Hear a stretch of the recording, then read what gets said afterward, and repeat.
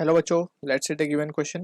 The question says a spherical body of mass 2 kg starting from rest acquires a kinetic energy of 10,000 joule at the end of the fifth second. The force exerted acted on the body is dash Newton basically. So यहाँ पे जो key concept for this question we can write is the concept of Newton's second law. Newton's second law, which is also known as law of momentum, जिसको हम लिखते हैं F net is equals to mass time acceleration.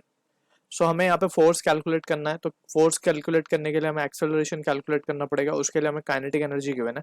So we know kinetic energy it is given by the expression half m v square and it is been given as 10,000 and that will be equals to 1/2 into 2 into v square. So यहाँ से 2 cancel, तो we की value आ जाएगी 100 metre पर second. तो ये आ जाएगा 100 metre पर सेकेंड, राइट.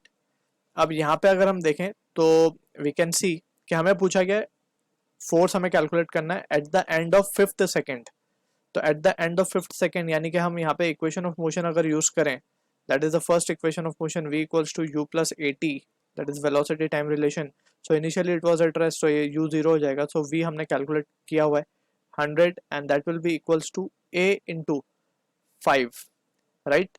यहाँ पे हमें ध्यान रखना है, हमें at the end of fifth second बोला, यानी कि हमें पूरा कंप्लीट 5 सेकंड यूज करने हैं. तो this will be the case. तो यहाँ से ए क्या हो जाएगा हमारे पास, it will be 20 metre per second square. तो ए मिल गया हमें.